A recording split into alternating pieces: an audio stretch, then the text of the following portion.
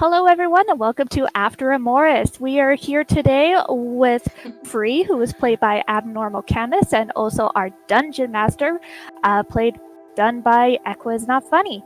So, today I am your guest host. My name is Nyssa, but you can find me on Twitter at ZeldaNerd1988.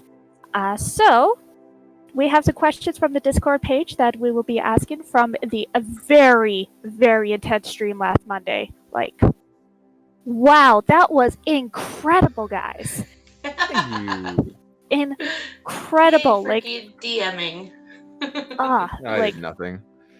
Thank you to everyone. Thank you to our Dungeon Master. Thank you to the Dice Gods. Holy cow. The camera has been lost. Apparently not. Okay. Sorry. All right then. Hopefully we're still recording. If not, then then you guys won't find out in the edit. But anyways. Sorry. All right then. No problem. The internet is whole everywhere. Okay then. So let's start off with one thing that I find a little important, especially for our newer viewers. Could we get a little bit of details about the character Issa Vega, or Vija, and his history with the Silver Goats? Yeah, awesome. So, Emoris has had a really interesting backstory where we started this campaign on a different channel, and then we moved over to this one around episode 20. So the first, I think, 15 or so episodes are on a different channel. And in that, the very, very first episode was centered around the goats meeting each other through Vija's actions. So what he is when Free and Wade and Alakin met in a small town by themselves, and Thyra and Isabel met in Ernroot, he was there and intercepted both of them, and basically abducted everyone and brought them into this arena thing, and forced them to fight monsters for others' entertainment, while the spectators started to place bids on them to see who could essentially keep them for slaves. And this will all be detailed in the recap and other things as well. But Vija was essentially the head of the entire thing. It was called Vija's Roadshow. So when the arena that they were in collapsed into the pit where the orb came from, or so they think. It's not confirmed. Vija was notably not there amongst the bodies. So we've spent the past 27 episodes trying to figure out what happened to him, and he, through various circumstances that I won't get into now, wound up at the choke. So needless to say, when they found him, there was a fair amount of resentment there.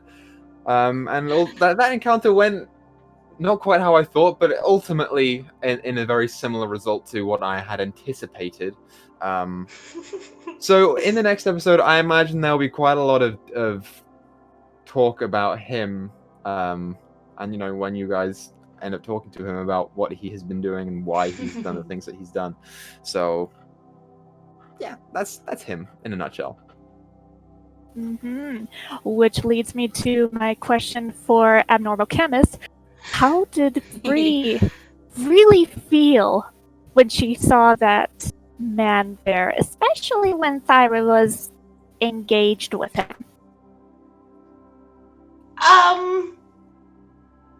Once she realized who it was, a little weirded out, very upset. But also they were in the middle of a room with 20 to 50 enemies? Potential enemies? It was more than that. It was 200 different people in that room. Wow. So she was like, nope, I can't do anything about this. I can't escape this alive. And was like, yeah, no, she did what she had to do to survive and walked away. Survival instincts is either fight or flight, and Free seems to have chosen flight. Alright then, so a generic question for the both of you as players. do you guys each have a specific set of dice that you prefer in certain situations, or do you just rely on digital dice? You can go first, Chem, if you want to, on this one. I kind of pick the dice based on, well, I roll beforehand, and which ones are not being nice get put back into my little lovely bag. And then based on who I'm rolling for or what I'm rolling for, I'll pick a dice. Like, purple reminded me of Thyra, so I pick purple. Nothing too crazy, just random. So I have 4 sets of dice. I got the one from the starter set, 2 regular plastic ones, and 1 set of metal dice. And it depends on how well I want to roll. My wife bought me this metal set of black and green, and I really, really love them. It's my favorite set, but it rolls like shit. So I don't roll this one unless I have to, or unless it's like a throwaway roll. And if I want to roll well, then I roll the starter set dice, because it's just for some reason rolls really well. And I think other people have noticed this too. I don't know what it is, but the blue die from the starter set just always rolls like above a 10. I don't know why. Someone else will have to confirm that with me, but that's what I roll if I want to roll well. Well, it all depends on the manufacturers as well, if you really want to get into those kind of details. All right, then. So, let's go with a question that we have online that is from Neop. It's a generic question. You guys can answer it however you wish. How long will the Norsemen continue to push Wade's luck? Forever, I imagine. I mean, so I should clarify here for those people that don't know. Griz has had a couple different names for usernames in the past. One of them was True Norseman, and then he changed it to Grizzlock. So it's talking about Griz. Yeah, I hope forever, because I mean, the whole thing about wild magic is that you don't know when the natural ones are going to come, and they come at the best moments. So I hope until the campaign ends. Yes, that is crazy, because that would also lead to another one. So you get another one there, Equa. What would the worst thing that could have happened, bar death, to Wade during that D100 roll right after that nat 1? So, for the moment, we're using the standard wild magic search table.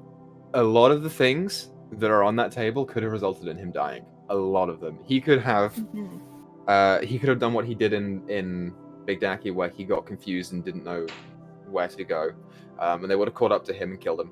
He could have fallen asleep. They would have caught up to him and killed him. He could have set off a fireball on himself, which wouldn't have killed him, and probably not Izzy, but might have killed Thyra. There was a lot that could have gone wrong. So he's very lucky. I don't have the table up now, so I can't comment on all of them, but I would wager probably like 40% of that table could have gotten him killed in a variety of circumstances. So yeah, Wade's lucky. Yes, very lucky. All right then. So Free, I do have a question for you, Abnormal Chem. Okay. So when Thyra and Free near the beginning had got up extra early, like before dawn even, they went off to that little area for a picnic and little picnic breakfast and ended up skipping stones. What was your reaction, or possibly Free's reaction, to being woken up that early without too much notification about what's going on? Actually, I had intended on Free waking up early to do something completely different. And then you get so when Thyra just decided to be like, hey, let's go on an adventure, she's like, sure, why not? Okay.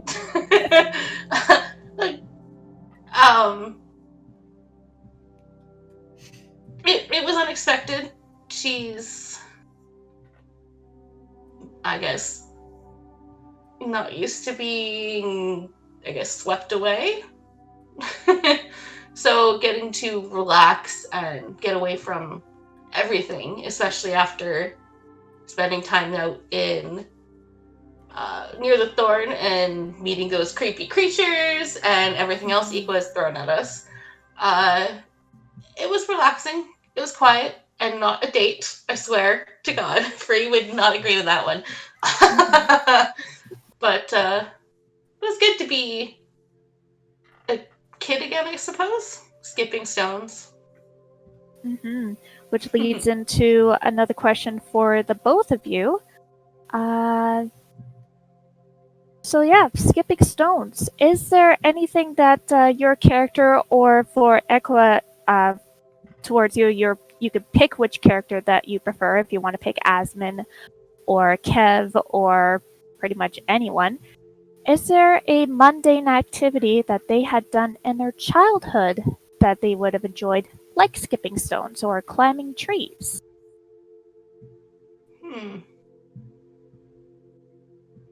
I know, I asked the tough questions. Do you want to pick someone first, or? There are so many people that I could pick. Obviously, Aspen and Kev, did a lot of that sort of stuff. A lot of it with Wade, because they were very close growing up. There is one character that you guys haven't run into in a while. I don't know if you remember this. She was the pit when you went back for the second time. There was a fire genasi called Inquirator Hess,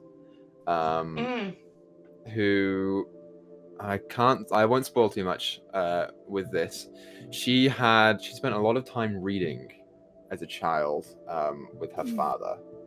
So I would say if anyone that has like the most passion for a childhood activity, probably her.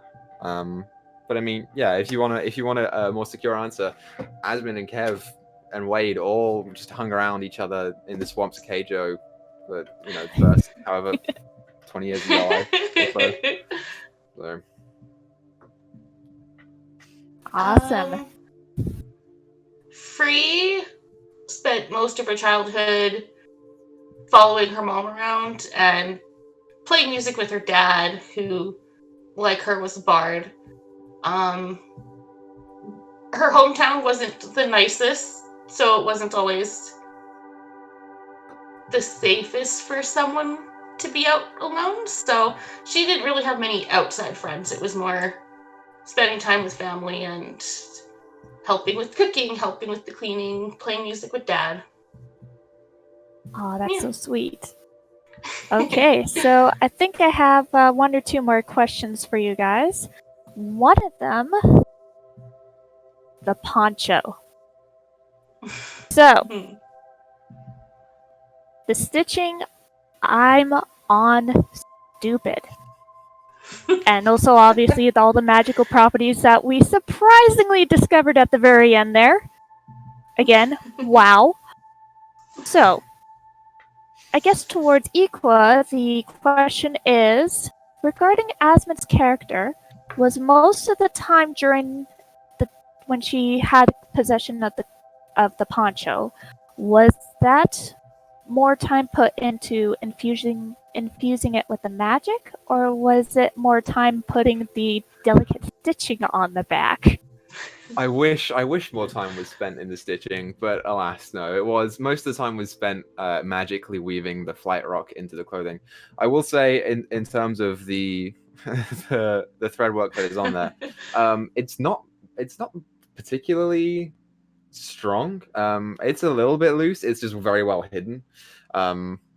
So there's it is difficult to see, but it's probably not going to be permanent forever. Most of her work was spent putting the flight rock into the poncho itself, and also another set of clothing that she used to demonstrate the abilities of it towards the echelon to which she got her promotion from. So yeah, she spent most of the day on the first set, and then at night she was like, okay, I'm just gonna make this, and she started making it, and it took all night to do, basically. So that is a good awesome. Friend. All right, so Cam, what about?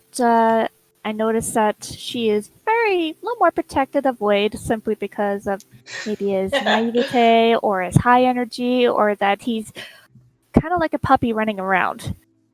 But if circumstances were a little bit different, would you have still pointed out the stitching to Wade? Probably. Like I said, Free didn't really have many friends, so she doesn't understand the idea of pranks as much. Most of the things that got pulled on her would have been her father. So when she sees it's a little mean, she's kind of like, no, I can't let that continue. Aw, she's so sweet. All right. So, yeah, an interesting stream. And the next one, we are certainly going to be looking forward to that interesting gentleman most likely being interrogated. What are the chances of that gentleman being killed in the next session? Like, give me your odds between 0 and 100. Chem, you're the player. Oh, 100%. If not Thyra, I guarantee Isabel will torture him until she gets all she needs. And Alakian probably as well.